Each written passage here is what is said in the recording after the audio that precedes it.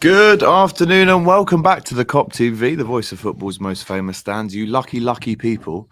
Look who I've managed to bump into. It's a man like Paul from the Red Men TV. What a link up this is, the Red Men TV and the Kop TV. How are you, fella? Good, very good. Very excited for the all of the football coming in the coming. It never stops ever. It's going to be a heart-rending, life-shortening 7 weeks, I think. Mate, it could be the best. It could be extremely not the best. Yeah. So we'll have to wait and see. Big up to everyone in the comments already, realizing how great this link up really is. It's the GOAT. Says Bailey, Grim Sanchez, can't wait for this video. Owen Gerrard involved, and Bailey saying big up my guy Paul. Right, let's talk about what the next 7 weeks could look like before we get into the shirt number quiz, which I'm sure you'll do very well. I've seen how many quizzes you guys spit out around here at the Red Men. Yeah. Shirt numbers should be. I always said Liverpool football kits would be like my mastermind specialty, and I'm a bit obsessive over squad numbers. How obscure and my memory is on this, we'll find out in due course. I'm actually the same. If I was to do a mastermind, I think it would be shirt numbers. So it would be very interesting to see how we both get on. Remember to like, of course, comment with your thoughts and subscribe if you haven't already. The next 7 weeks could, as we said, be the best really of our lives. Let's focus on the next week. Benfica tonight, United Tuesday, I believe it is, and then Everton next Sunday in the derby. Three massive games there. How worried are you about what happened last night? And do you think that could potentially give Benfica a bit more I was promise feeling, than before? So we were doing our podcast on Tuesday morning and saying, oh, yada, yada, yada. Well, Chelsea are doomed here because Real Madrid, to go and get that result. And they're taking them back to the bed about it's not going to happen. And then Chelsea to, give them as good a game as you're likely to get. That looks a bit foolish.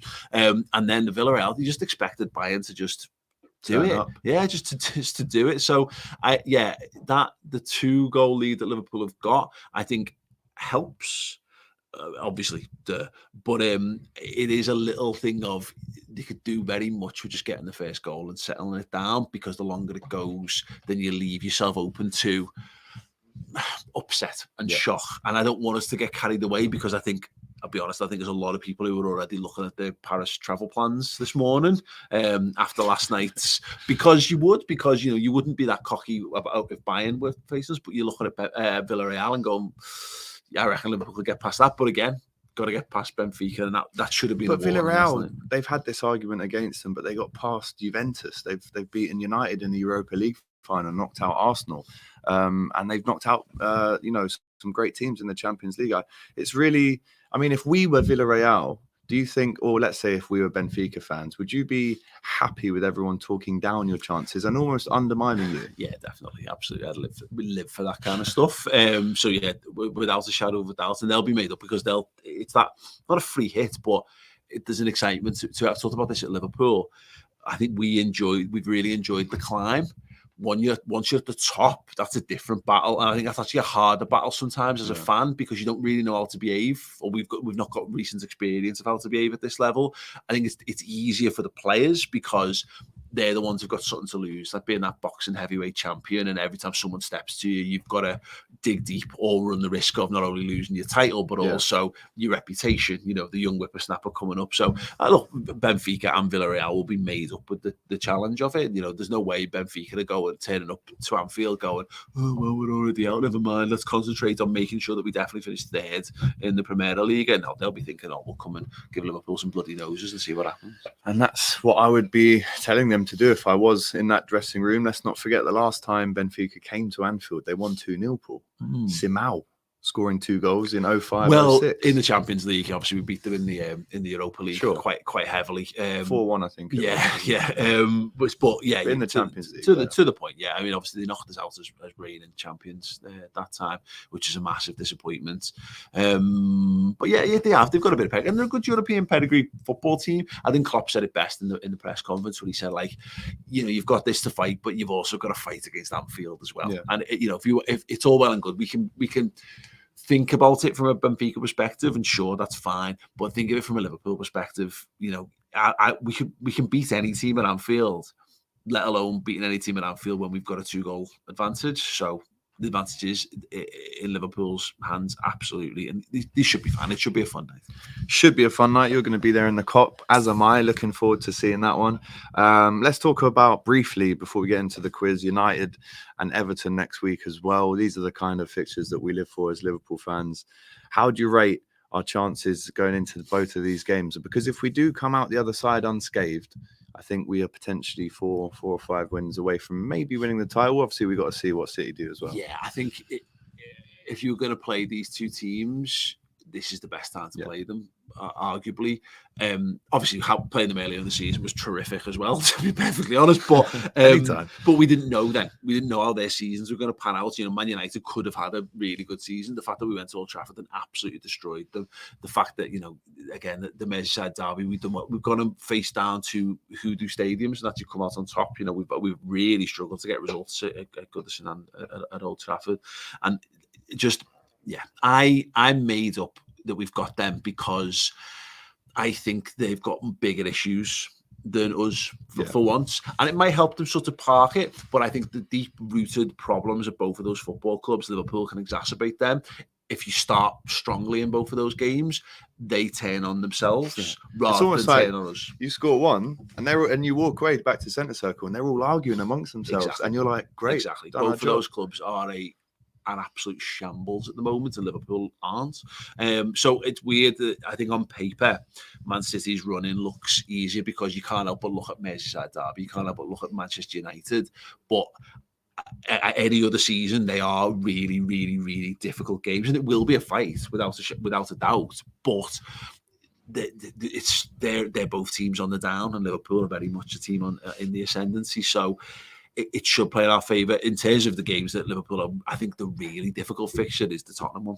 And again, May the 7th. Yeah, you know, because they've got something to fight for. Conte will be more established by that point again compared to what the Spurs that we were playing earlier on in the season.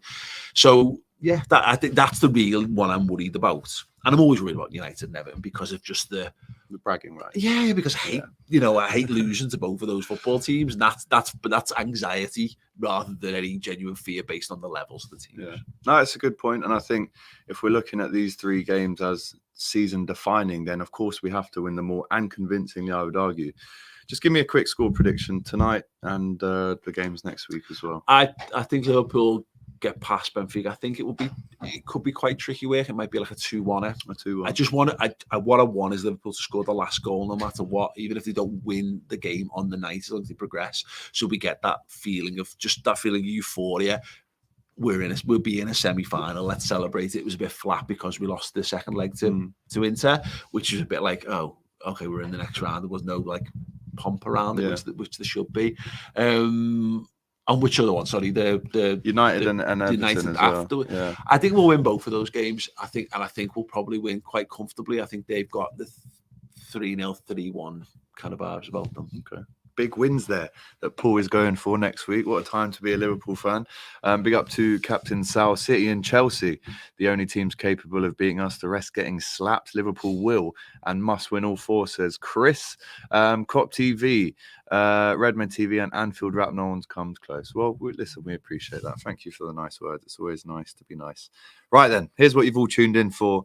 Paul, as we know, is a technician when it comes to squad numbers, quizzes in general, really. Less so quizzes in general, but I'm hopeful. If I had to pick a topic, this would have been one of my ones, which I'm setting myself up for. You are, to be fair. If you get any wrong now, we'll have to clip that bit up. Yeah. Right, let's go.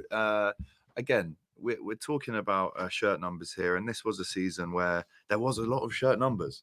So we will go into the 07-08 season to start off with. Can you, Mr. Paul, give me the squad number in 2007-08 for Damien Plessis? Ooh. It was in...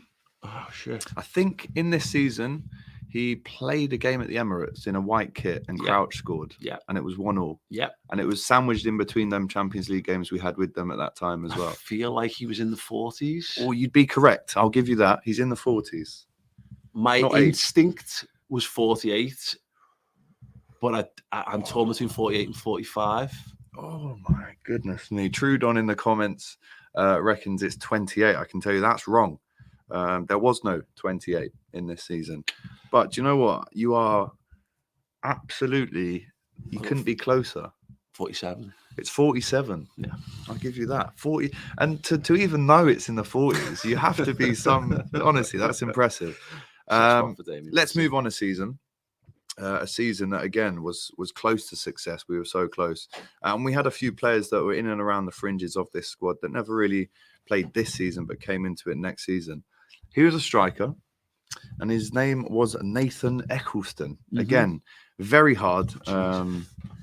But he actually did have this number, and a little clue for you, until he left the club in 2011 and Craig Bellamy took over the number in 2011. Christ. Bellamy the second time. Yeah, because the first time... 30? It's in the 30s. It's in the 30s, man. 37. 39. 39. And you'll kick yourself, because guess who was number 37 that season? Martin Skirtle. And I know you know that, Paul. I know you know that. Right. We'll stay. Actually, we'll go a season on 2012-13. So we'll say it's 1 out of 2 so far. Okay. Again, a lot of players around the fringes of this team, but I'm going to give you the goalkeeper, Donny. Or Donny, it's probably Donny, actually. Jesus Christ. Again, this one is... I'm being harsher, I think, than if you actually did go on Mastermind. Yeah. I think you probably would have about 3 out of 3 so far. Donny, God. I think, if I'm not mistaken, he played... Didn't he have to come on against Blackburn? He came on against... He played against Blackburn, and he got sent off. And Brad Jones came on and nearly immediately got sent off himself. Who would have gone in goal that game? I have got no idea. Let us know. That's the game where Jordan Henderson, I think, ends up playing right back. I think so. And he plays the whole right side. That was the day after my son was born. I remember that. I remember coming out of hospital. And being an absolute shell of a man watching us struggle past Blackburn. Tony, okay. I will say honest answer is I don't know. So I will have a stab in the dark, and I will say 31. It's 32, Paul. It's so close. Again, these are half points. I should be giving him half points. Because, no half points. Again, a lot of people in the comments, Ravi here, Donny can't remember. So this is, Donny Kebab 61. No, not Donny Kebab. This is Donny, in all due respect. So we'll go with 1 out of 3. And again, I could let us know in the comments if you think I should be giving Paul some half points here, because these guesses are this close. Let's move on then to the 2013-14 season. Yeah. A player that was instrumental in the defence this year, not so much in the years after, but it's John Flanagan. Yeah, John Flanagan. Ah, dear me. 42. Again, it's close. It's not far off at all. It's 38, man. It's 38. If you wanted the 42 in that season, it would have been Jordan Lussey.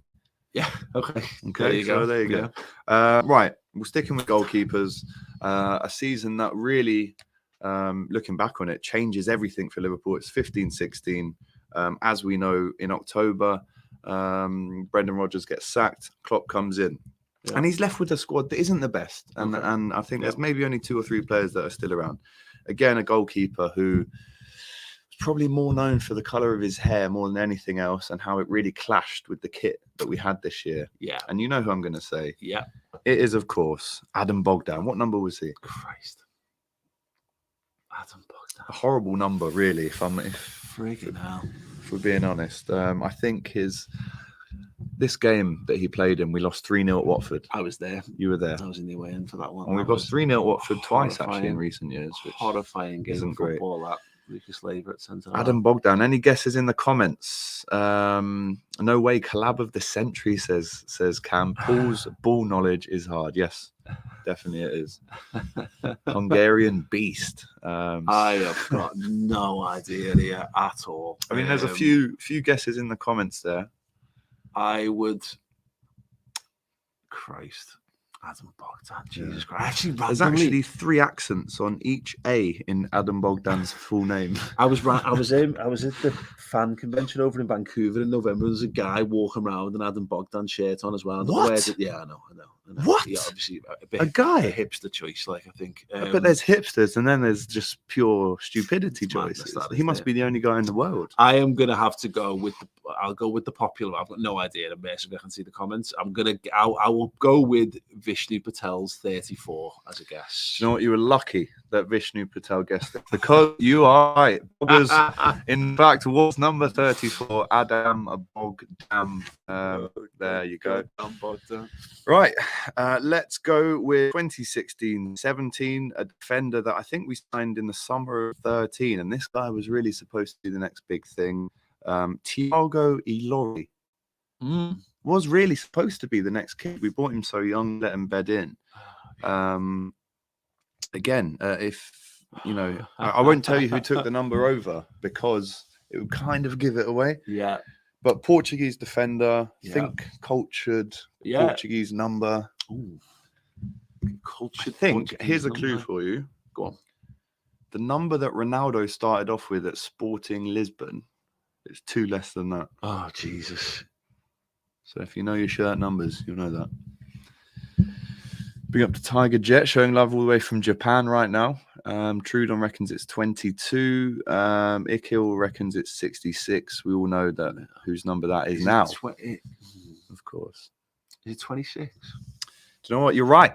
You are right. And of course, in 2017, Andrew Robertson takes the number. There you go. Yeah. Because we signed Coates as well, didn't we? We did, we asked because he was meant to be. Yeah, we were meant to have this super centre back pair, and Lord, he was meant to be great. He was crap, but yeah, I was really surprised how low his number was in the squad. Yeah, right. I'm going to take us back a little bit for the last 3. Okay. I'm going to take us back to the year I was born, 1994. Again, this is a point in football history where shirt numbers, or at least vintage kind of strange shirt numbers, weren't really a thing. You're almost coming off the back of the 80s era, start of 90s, where it's 1 to 11. Yeah, and everyone loved that. It's changed. You've got the hipsters who want those days back. And I think there was one game in the 13-14 season where our goalie was number 1, right back was number 2. Centre backs were 4 and 5 in Aga and Kolo Toure. Yeah, and left back was number 3. And I genuinely think that game is the first time in my life when that's happened. I must admit, it's something I keep an eye out for. It's like, yeah, it's because everyone's got an idea of what the traditional positions are relating to the numbers. Yeah. So yeah, go on, hit me. Right, 94. Michael Thomas. What number does he wear? Michael Thomas Famously scored that goal for Arsenal at Anfield. He did indeed. Okay. Michael Thomas. Crazy. It's a tough one, man. Honestly, it's 16. Correct. Yeah. Back in the game. 3 out of 6. Unbelievable numbering there from Paul. Let's move on a couple more years then.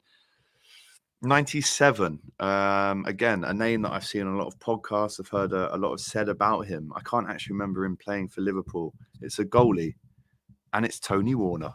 Oh Christ, Tony Warner didn't even have a squad number. Jesus. Just about, if I'm honest. They must have been handing out the shirts and said, "Go on, you can have one this year." Yeah. Okay. So first choice goalie was James at that point. Correct. Friedel comes in around then or slightly later. Yes. Jorgen Nielsen's there around that point. Correct. What the fuck? Great shout. Tony Warner. Where? 26, Nielsen, just for your interest that year. Tony Warner, I'm going to say 30. Oh, I thought you had it. It's 13. I thought you were about to say 13. You know what? I nearly went with 13. No. And I thought, no, I'm sure someone else would have had that. No. Wow. 13. Right, I'm going to give you 2 more. You've done amazingly well so far, in all fairness. I'm going to go to 1998-99, and I'm going to give you Jeanmichel Ferry. Again, this is mental. The levels that I'm asking him here, no one should know. No one should know. But I reckon he might. And you might not even know who this player is. Yeah, I know. Jean-Michel Ferry. Yeah, the spy in the camp. Spy in the camp. Some random guesses in the comments there. 28. You've gone for 28. The season of 98-99, our 28 that year, was a man called Steven Gerrard. Of course. Oh, Christ. Unfortunately for you, fortunately for you, Jeanmichel Ferry was number 18. Wow. Who actually took over the number from Michael Owen. Yeah, Jesus. Wow. Unbelievable. Right, last one. Let's move on. I think the only game he played for was a post-season game against Sunderland. Post-season, not even pre-season. That's when you know you're shite, Yeah. if I'm honest. Right, the year 2000, TT camera. TT camera 22. See, off the bat, knows it. Legend. Damien saying he's a fan from 2005, so he's just learning this new info. There you go. Who are these people? Yeah. There you go. You might not even know yourself, but Paul knows his stuff. I'm going to give you, I think there was 8 questions. I'm going to give you 4. And the other 2 that you got wrong, you were 1 away. Yeah. So, and you know what? We'll round up 2 and make it a 1. So you're 5. That's 5 out of 8. Yeah. But this is is this the hardest shirts numbers quiz you've done? That is tough. I haven't thought about a few of those in a little old while. Jeanmichel Ferry. Wow. I haven't even got at the point. There's no like visual memories of that because literally He had black hair. That's about as far as I know. Yeah. He had like curlyish, longish black hair. Was a DM. Didn't play for Liverpool because apparently Houllier brought him in to go and infiltrate the squad to find out what people thought of him and to break up the cliques. So he was a bit of a translator / known informer brought in by Houllier. A bit like Pellegrino was for Rafa. Yeah, hardly played himself. But listen, we've just done an amazing video, a debate video on the Red Men TV. It's been a real pleasure for me coming down to the studio today and filming with the guys. And like I said, man, when I moved to the city and when I started up the channel, you have to nod your hat and pay respect to the ones that have led the way. So thanks for coming on, man. Really appreciate it. And listen, hopefully this is the start of a lot more collabs. Let us know in the comments if you want to see more of the Kop TV and the Red Men TV, what studio we're in today. Massive game tonight as well. Of course, we'll be outside for the fan cams as well. Make sure that you come over and see us if you're at the game tonight, going for a big Liverpool win, hopefully. We'll see you later on tonight. Take care, peace, and subscribe if you haven't already. And obviously, subscribe to this fella as well. Take care. Whoa. Just before you go, don't forget, give us a like, drop us a comment, and subscribe to the Kop TV. The voice of football's most famous stand.